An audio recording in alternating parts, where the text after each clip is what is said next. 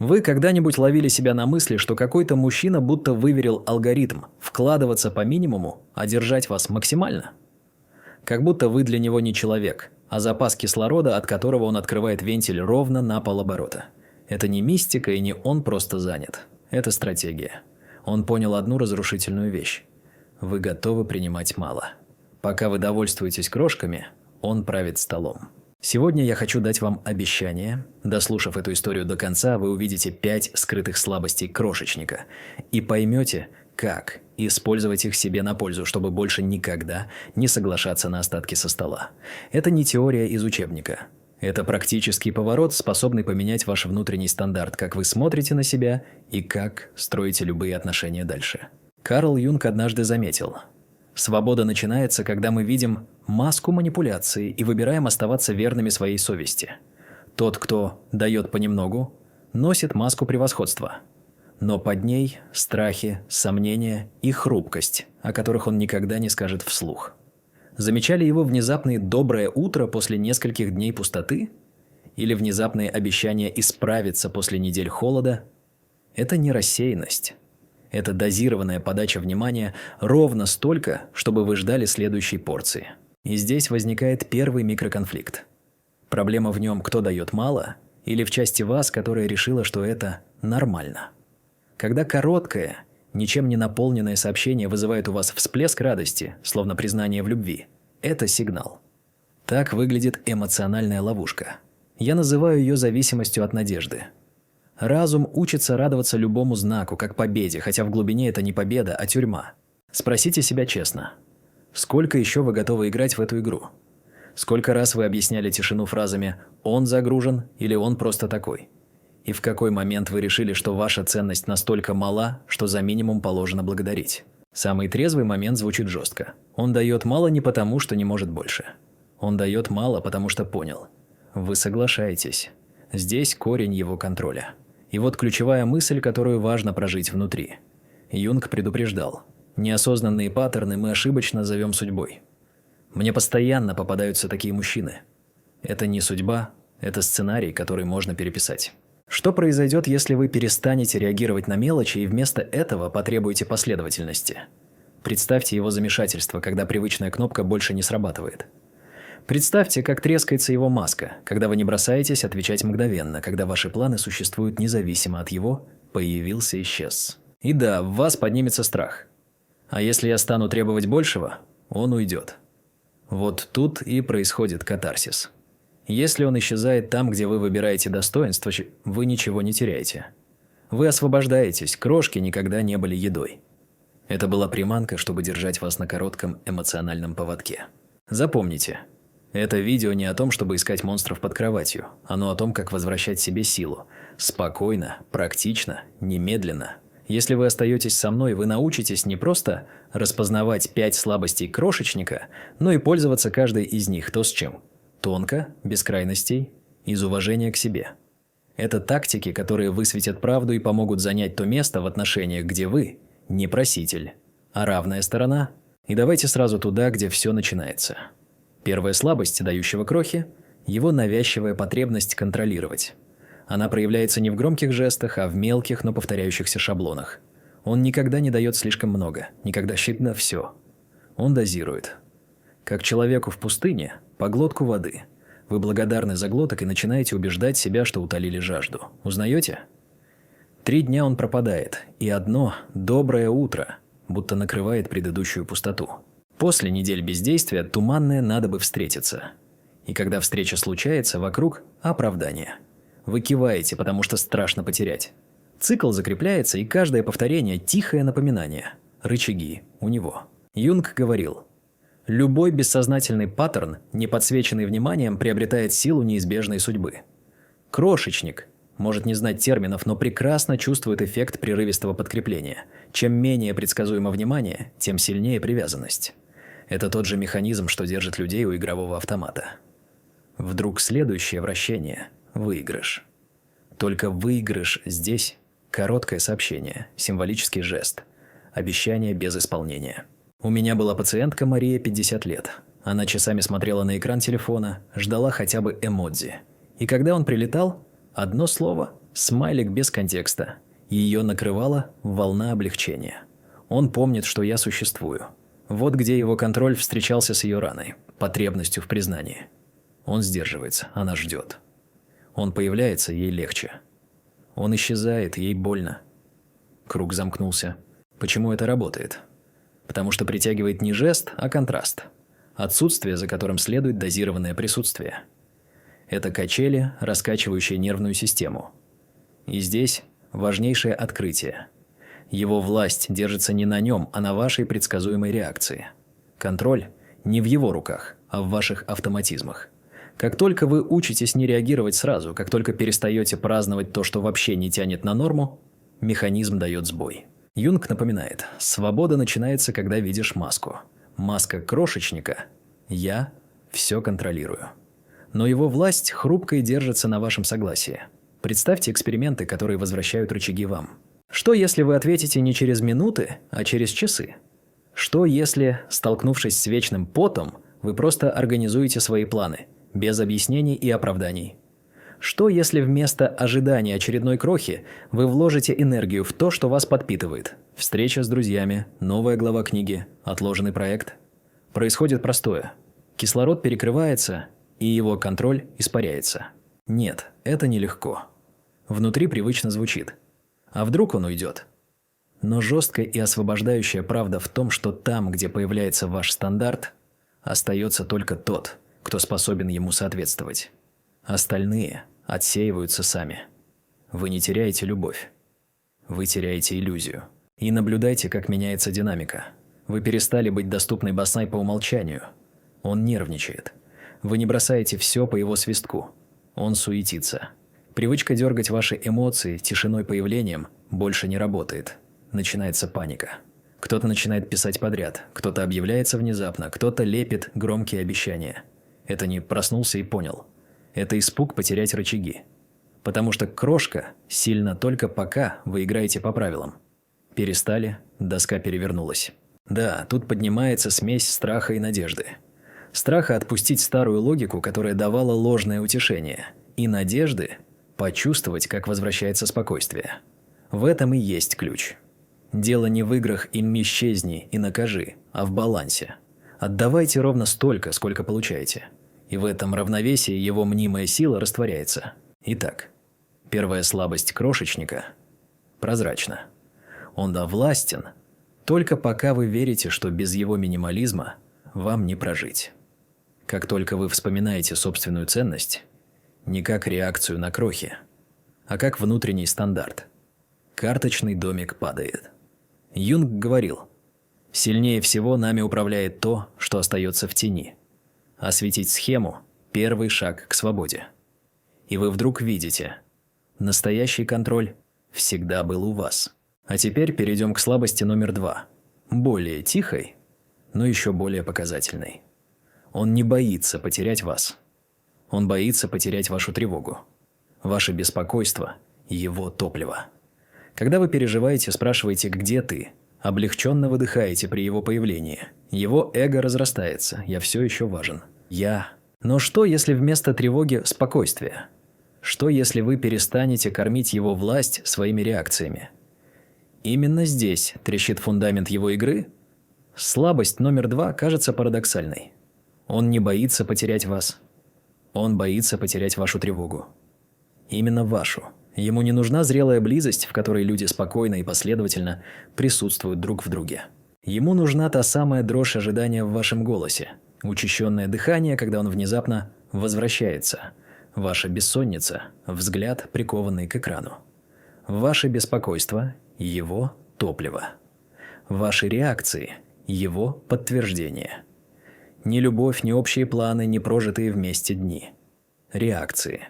Понаблюдайте, как работает эта петля. Он исчезает, растет ваша тревога. Он появляется, рождается облегчение. Облегчение фиксируется мозгом как награда, и нервная система начинает просить повторения цикла. Так формируется привычка, а привычка – это уже цепи. Но попробуйте представить альтернативу. Исчезновение и тишина с вашей стороны. Возвращение и спокойное «привет». Никаких сцен, никаких допросов, никакой спешки возвращать прежний эмоциональный градус.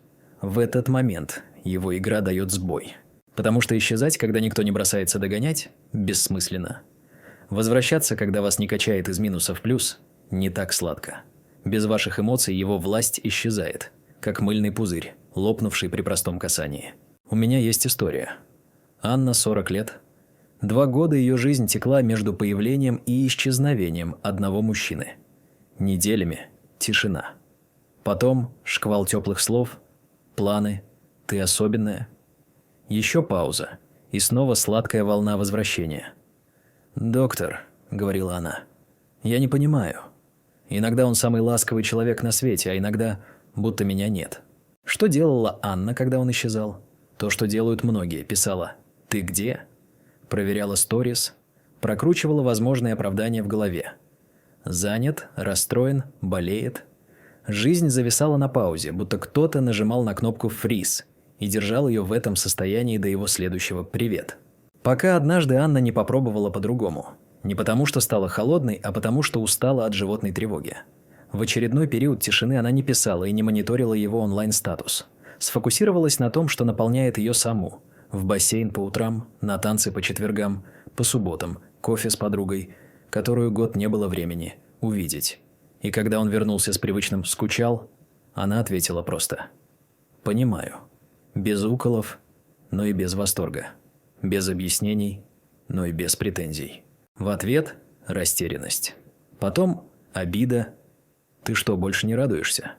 Затем – напор. Надо поговорить прямо сейчас. И, наконец, та самая паника. Серия сообщений, звонки, внезапные планы на будущее. Почему? Потому что исчезновение перестало приносить главную награду – всплеск его значимости в ее глазах. А без этого рычага крошечнику нечем управлять. В этой точке важно не перепутать спокойствие с холодностью. Спокойствие – это не мстить молчанием, не игра «исчезни», чтобы он понял. Это про внутренний центр тяжести. Моя жизнь – не пауза между его сообщениями. Вы можете ответить, улыбнуться, быть теплой. Но не отдавать контроль над своим днем и нервной системой тому, кто привык ими распоряжаться. Это и есть то, что Юнг называл «шагами к целостности». Индивидуация, когда ваше чувство полноты перестает зависеть от чужих качелей. Задайте себе несколько честных вопросов. Что вы делаете, когда он исчезает? Сжимаетесь в ожидании или расширяетесь в жизнь? Сколько ваших планов вы отменяли, на всякий случай вдруг он позовет? Сколько раз ложились спать позже, лишь бы дождаться, а потом просыпались разбитой? Это не мелочи. Это те невидимые точки, где вы ежедневно сдаете опору, и именно в них накапливается тревога, которой он питается. Практика для этой слабости проста и сильна. Безмятежная тишина. Договоритесь с собой. В течение ближайших 7 дней вы не инициируете разговоры на тему «где ты был», не лезете в объяснения и расследования. Замечаете волну тревоги, называете ее «я чувствую тревогу». Дышите. Делаете то, что запланировали для себя. Идете в движение, а не в анализ. Вы удивитесь, как утихает внутренний шум, когда вы перестаете его подкармливать. Правило зеркала. Возвращайте ровно ту энергию, которую получаете. Если приходит «привет» после 4 дней тишины, можно ответить «привет» и продолжить свой день. Без пустых пространств, куда обычно проливается ваша фантазия и его власть. Это не холодность, это граница. Календарь жизни. На ближайшие 2 недели запланируйте 3 вещи, которые наполняют вас. Заранее. С датами, временем, людьми, чтобы ваше расписание не зависело от чьих-то вспышек и затмений. Когда у жизни появляется структура, у тревоги исчезает почва. Что будет дальше? Кто-то уйдет, и это будет чистым освобождением. Кто-то останется и очень быстро перейдет к проверенному трюку. Громкие жесты, исповеди, хлынувшие «я все осознал». Но вы уже знаете, нас интересует не всплеск, а последовательность. Не слова, а дневники действий. И если последовательности нет, ваш новый стандарт не распознает это как любовь, он увидит манипуляцию. А теперь мост к слабости номер 3. Если страх вашей тревоги – его мотор, то хрупкость его эго – это тонкая оболочка, которую он оберегает как дракон золота. Ему жизненно нужен ваш аплодисмент, минимальному. Он привыкает считать базовые вещи подвигом. Написал, позвал, помнил. И как только овации затихают, фасад начинает осыпаться. Вспомните Карлу, 38. Бруно был не злодеем, а мастером малых доз. Теплые сообщения – да. Планы – да. Реальные шаги – по праздникам. Карла, боясь спугнуть, каждую крупицу внимания принимала как великодушие судьбы. Пока однажды на его «Привет, красавица!» после 4-дневного молчания она не ответила так же коротко и вернулась к своим делам. Молния. И это все. А через неделю – цветы, звонки, конкретные предложения. Не потому, что осенило, а потому, что исчез главный допинг – избыточное восхищение минимумом. Когда вы перестаете аплодировать за базу, крошечник сталкивается с пустотой. А чем я тогда велик? И вынужден либо расти, либо оголить правду? Там ничего нет. Тут важно заметить еще один слой. Страх сравнения. Он прекрасно чувствует, что есть мужчины, для которых последовательность – не подвиг, а норма. Которые звонят не по случаю, а потому что хотят быть рядом. Которые планируют, не оправдываясь. Поэтому крошечник так часто мягко отрезает вас от мира. Обесценивает подруг, критикует ваши выходы, называет ваши интересы пустяками. Не потому что ревнует по-настоящему. Потому что боится зеркал, в которых его минимум станет очевиден. И вот почему 2 и 3 узлы так связаны. Ваше спокойствие лишает его топлива, а ваше расширение в мир лишает его фона, на котором он казался достаточным. Чем устойчивее ваш внутренний центр и чем шире ваш внешний круг опоры, тем громче трещит его фасад. Мы разберем это досконально в следующей части. Как перестать переоценивать минимум, как увидать хрупкость его эго. И что делать с его страхом сравнения? Вы увидите практики, которые возвращают вам мерку реальности, а не его пузырь. А пока зафиксируйте главное из сегодняшнего. Он не боится потерять вас. Он боится потерять доступ к вашей тревоге. Ваше спокойствие – не наказание ему, а забота о себе. Жизнь, в которую вы возвращаетесь, когда он исчезает – ваш лучший антидот от эмоциональной зависимости. Правило зеркала – и календарь жизни. Простые рычаги, которые меняют динамику без скандалов и игр. Продолжим.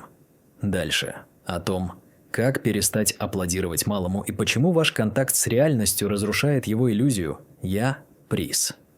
И вот мы подошли к 3 слабости мужчины-крошечника. Она куда глубже, чем контроль или подпитка вашей тревогой. Это хрупкость его эго. Тонкая оболочка, которую он всячески защищает, создавая фасад превосходства. Но в реальности эта оболочка держится исключительно на вашей переоценке самых простых базовых вещей. Подумайте, сколько раз вы воспринимали самое минимальное проявление внимания как подвиг. Одно сообщение после долгого молчания, и у вас уже ощущение праздника. Скромное приглашение в кафе после недель тишины, и вы благодарны, будто вам сделали щедрый подарок. Вы замечаете, как эго такого мужчины расцветает. Он начинает верить, что любое, даже ничтожное действие – уже основание для вашего восторга. Я расскажу вам историю Карлы. Ей было 38. Она встречалась с мужчиной по имени Бруно. Он не был грубым, не был токсичным в прямом смысле, но его вклад в отношения всегда был минимален. «Привет» после 4 дней молчания. Встреча, назначенная в последний момент, без какого-либо плана. Слова о будущем без конкретики. И Карла, боясь его потерять, принимала каждую такую крупицу как драгоценность. Она аплодировала самому минимуму. Но однажды все изменилось. Бруно снова пропал на несколько дней и вернулся привычным. «Привет, красавица». В этот раз Карла не отдала ему привычной энергии восторга. Она просто ответила коротко. «Привет». И пошла дальше заниматься своими делами. Никаких эмоций, никаких благодарностей за то, что должно было быть нормой. И что произошло? Вскоре Бруно начал метаться. Сначала растерянность. «Ты что, не рада меня слышать?» Потом попытки усилить внимание. Звонки, цветы, приглашения. И в первый раз за долгое время Карла поняла простую истину. Все это всегда было в его силах. Но он давал крохи, потому что знал. Она примет их с аплодисментами. Как только овации прекратились, его фасад начал рушиться. Вот в чем истина. Хрупкое эго крошечника питается вашим избыточным признанием. Оно держится на том, что вы переоцениваете самые простые вещи. Перестаньте аплодировать. И увидите, сколько пустоты скрывалось за маской. Но у этого слоя есть продолжение – страх сравнения. В глубине души он прекрасно понимает, что существуют мужчины, способные на большее. Мужчины, для которых звонить каждый день не подвиг, а удовольствие. Которые любят строить планы и выполняют обещания, которые проявляют заботу не в форме крох, а в форме последовательности. Именно поэтому крошечник часто начинает постепенно изолировать вас от внешнего мира. Он может критиковать ваших друзей. Они плохо на тебя влияют. Он может ставить под сомнение ваши интересы. Зачем тебе эти встречи? Зачем ты туда ходишь? Может даже обесценивать вашу семью. Они тебя не понимают. Все это не из-за заботы. Это из-за страха. Страха, что вы увидите реальный контраст, что сравните его минимум с чужой нормой и вдруг поймете. А ведь я все это время довольствовалась малым. Он понимает, что стоит вам открыть глаза на мир, и его пузырь иллюзии лопнет. Социальная психология подтверждает, когда человек живет в замкнутой системе, он склонен нормализовать низкие стандарты. Вы теряете точки сравнения и начинаете считать нормой то, что на самом деле недопустимо.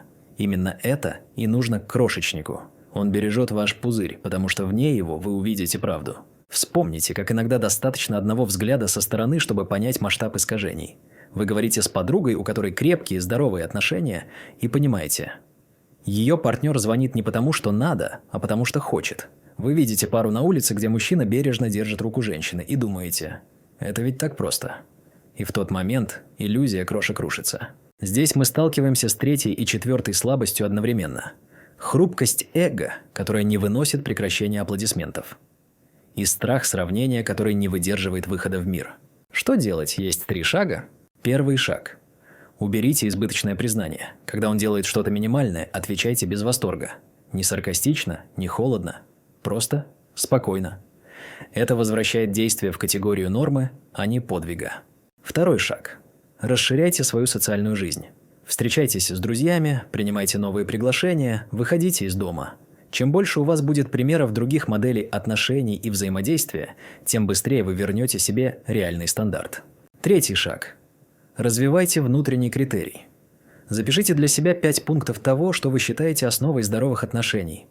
Последовательность, ясность намерений, искреннее участие, проявление заботы, готовность вкладываться. Это ваш компас. Возвращайтесь к нему каждый раз, когда сомневаетесь. Не слишком ли многого я прошу? Нет.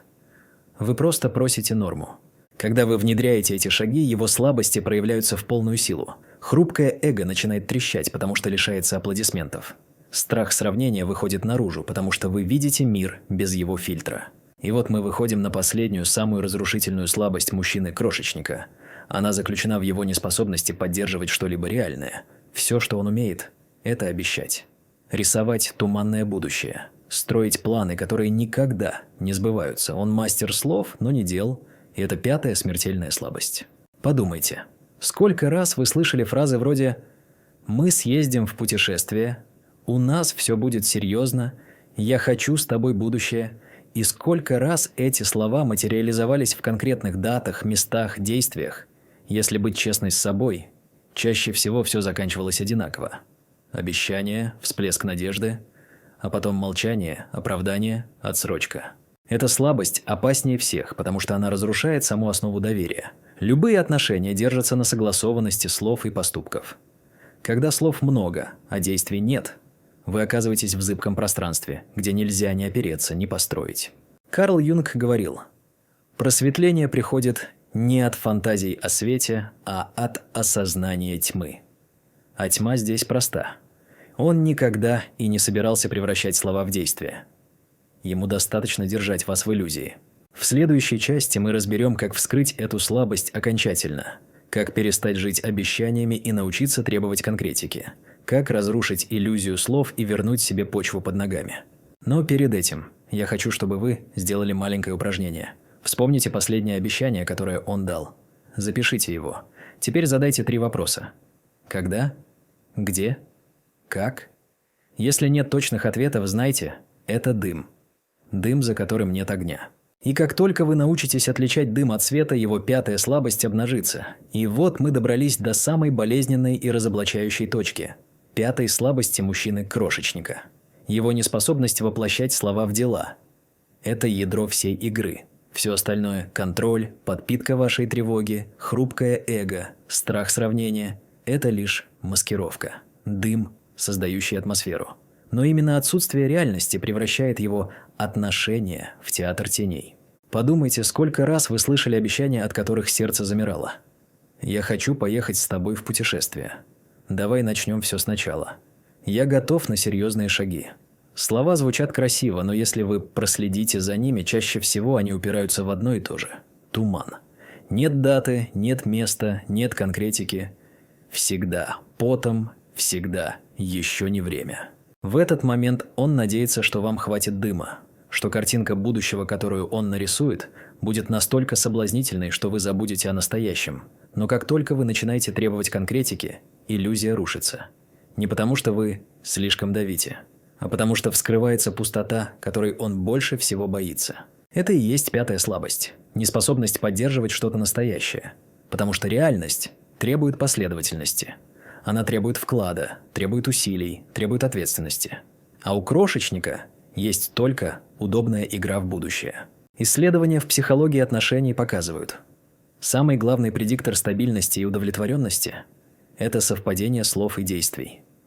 Люди, которые говорят и делают одно и то же, воспринимаются как надежные, и именно они строят длительные союзы. Те же, кто живет словами, но избегает подтверждений делами, создают хроническую тревогу. Их партнер никогда не знает, где находится. И вот здесь встает главный вопрос. Сколько еще вы готовы соглашаться на планы без дат, обещания без деталей, слово без дела? Каждое согласие – это кирпич в стену его игры. Но каждый раз, когда вы задаете простые вопросы – когда? Где? Как? Маска спадает. Подумайте, насколько это просто.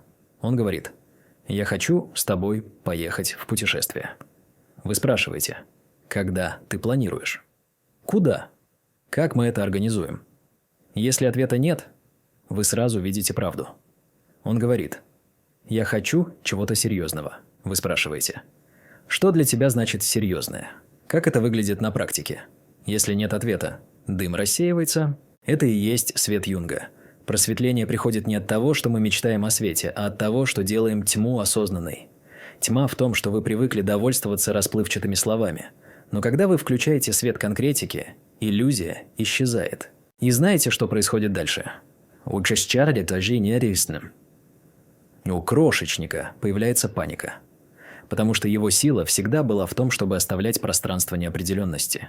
Его контроль держался на том, что вы живете надеждой, а не фактами. Но когда вы просите ясности, у него остается два пути. Либо он делает шаг вперед, либо все рушится. Середины не существует. И именно в этот момент открывается вся картина. Вспомните, как мы говорили. Первая слабость – это его потребность в контроле. Вторая – его зависимость от вашей тревоги. Третья – хрупкость его эго. Четвертое – страх сравнения. И теперь пятое – неспособность подтверждать слова действиями. Каждая из этих нитей связана в одну паутину. И стоит вам потянуть за одну, вся конструкция осыпается. Теперь вопрос, готовы ли вы потянуть? Потому что правда проста. Вы не рождены жить на крошках. Вы не обязаны соглашаться на нестабильность и иллюзии. Вы имеете право на ясность, последовательность и настоящую любовь. Это не слишком много. Это норма. Минимум, который вы вправе требовать от здоровых отношений. Карл Юнг говорил: «Тот, кто смотрит наружу, видит сны. Тот, кто смотрит внутрь, пробуждается». Пробуждение – это момент, когда вы перестаете верить в демози и начинаете видеть пустоту. Это больно.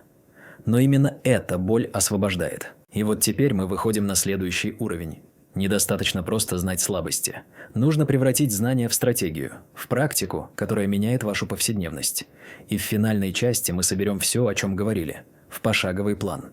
Этот план станет вашим инструментом. Он покажет, как закрепить новый стандарт, как выстроить внутренние и внешние границы, как научиться не соглашаться на меньшее, чем требует ваше достоинство. Это будет не теория, а руководство к действию. Но прежде чем мы перейдем туда, я хочу, чтобы вы сделали маленькое упражнение прямо сейчас. Возьмите лист бумаги и напишите последние 3 обещания, которые он вам дал. Под каждым напишите: когда, где, как. Если вы не можете найти ответ хотя бы на один из этих вопросов, значит, это не было обещанием. Это была иллюзия. И когда вы увидите это своими глазами, вы поймете: У него никогда не было власти, она всегда была у вас.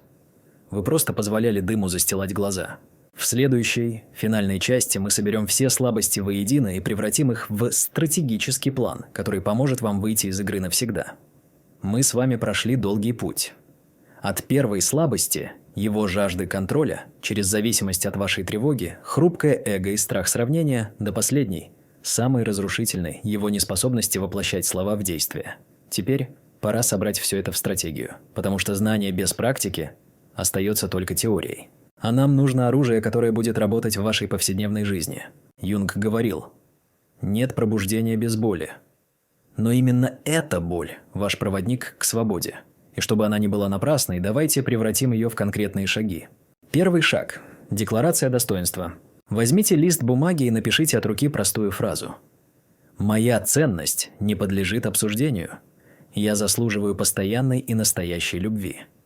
Повесьте это на зеркало или сделайте обоями на телефоне. Это будет ваш якорь. Каждый раз, когда вы захотите оправдать крошки, этот текст напомнит: «Нет, я выбираю больше». Второй шаг – 7 дней безмятежной тишины. Дайте себе обещание. Неделю вы не будете заполнять паузы. Не писать «где ты», не оправдывать его молчание, не искать объяснений. Вы наблюдаете за собой. Каждый раз, когда тревога поднимается, вы называете ее «я чувствую тревогу». Когда вы называете эмоцию, она теряет власть. Это не молчаливая война, а возвращение контроля себе. Третий шаг – правило зеркала. Все, что вы получаете, вы возвращаете в том же объеме. Он пишет через 3 дня, вы отвечаете не через 3 минуты. Он отменяет встречу, вы не освобождаете под него вечер, а заполняете его своими делами. Это не игра в холодность. Это баланс. Вы перестаете бегать за тем, что не движется в вашу сторону. Четвертый шаг – список неприкосновенных критериев. Составьте 5 пунктов, которые для вас являются обязательными в отношениях. Это может быть последовательность, ясность намерений, соблюдение обязательств, эмоциональное присутствие, проявление заботы. И каждый раз, когда возникает вопрос «не слишком ли многого я хочу?», возвращайтесь к списку. Ответ 1. Вы хотите немного. Вы хотите норму. Пятый шаг – тест на конкретику. Отныне ни одно туманное обещание не должно оставаться без уточнений. Он говорит: «Давай поедем в путешествие». Вы отвечаете: «Когда, куда, как?» Он говорит: «Я хочу чего-то серьезного». Вы спрашиваете: «Что для тебя значит серьезное?» Эти вопросы – ваш свет. И под этим светом его дым рассеивается. Шестой шаг – расширение жизни. В течение ближайшего месяца внесите в календарь 3 новых занятия или встречи. То, на что раньше не хватало времени. Это может быть поездка, новая книга, спорт, общение. Смысл не в отвлечении, а в том, чтобы снова почувствовать масштаб жизни. Жизнь шире, чем его паузы. И каждый шаг вовне – это шаг к свободе. Седьмой шаг – ритуал закрытия. Если после всех шагов его поведение остается прежним, напишите короткое письмо. «Спасибо за опыт, но мне нужны другие отношения. Последовательные, ясные, настоящие». Прочитайте его вслух. И отпустите. Это не слабость, это смелость. Смелость сказать: «Я больше не буду жить на крошках». И вот что важно понять. Цель этих шагов не в том, чтобы переделать его. Цель в том, чтобы вернуть себе свободу выбора. Потому что как только вы начинаете жить по новым стандартам, все вокруг перестраивается. Те, кто не способен им соответствовать, уходят. Те, кто в состоянии, остаются. Вы перестаете быть пленницей чужих пауз. Вы становитесь автором своей истории. Подумайте, какой будет ваша жизнь, если вместо тревоги появится покой, если вместо ожидания будет движение, если вместо иллюзии вы будете опираться на ясность. Это не фантазия, это ваше право. Карл Юнг говорил: «Тот, кто смотрит наружу, видит сны. Тот, кто смотрит внутрь, пробуждается». Ваше пробуждение начинается в тот момент, когда вы говорите себе: «Крошки – не еда, я выбираю пир». И если это послание нашло в вас отклик, у меня к вам просьба. Подпишитесь на канал и поставьте лайк этому видео. Не ради цифр, а ради того, чтобы такие истории находили тех, кто все еще живет на крошках. Ваш комментарий, даже анонимный, может стать именно тем словом, которое даст другой женщине смелость выйти из игры. Мы создаем сообщество, где каждая из нас учится менять тревогу на покой, крошки на изобилие иллюзию на реальность. И в этом сообществе никто больше не будет просить минимального, потому что каждая будет знать: мое достоинство – это мой стандарт. Сделайте глубокий вдох. Это не конец, это начало. Начало новой главы, в которой вы выбираете не крохи, а целостность. Не дым, а свет. Не иллюзию, а жизнь.